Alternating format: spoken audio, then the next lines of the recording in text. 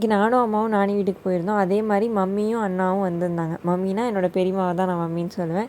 Evening எல்லோரும் ice cream வாங்கி சாப்பிட்டுட்டு இருந்தோம். டின்னருக்கு எல்லாருமே வெளியே சாப்பிட்றதா தான் பிளான் இருந்தது. திடீர்னு மம்மி சொன்னாங்க, எல்லோரும் கொஞ்சம் ஹெல்ப் பண்ணிங்கன்னா நான் வந்து சிக்கன் புலாவ் செய்கிறேன் அப்படின்னு சொல்லிட்டு. நான் வந்து லெமனை வெட்டுறேன்னு கையை வெட்டிக்கிட்டனால பேசாமல் வேடிக்கை மட்டும் தான் பார்த்துட்டு இருந்தேன். மம்மியோட ஃப்ரெண்டும் வந்திருந்தாங்க. எல்லோரும் சேர்ந்து ஒவ்வொரு வேலையாக ஆளுக்கு ஒருத்தராக செஞ்சு கொடுத்துட்டு இருந்தாங்க. அடுப்பில் தேக்ஸா வச்சு பரபரப்பாக வேலை நடந்துட்டு இருந்துச்சு.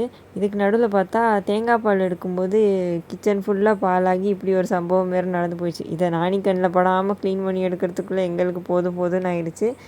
இப்போ நம்மளோட சூப்பரான சிக்கன் புலாவ் வந்து தம்மில் ரெடியாகி சுட சுட அப்படியே அதை கிளறும் போதே அவ்வளோ வாசனையாக இருந்துச்சு. வீடே புலாவ் வாசனையாக தான் இருந்தது.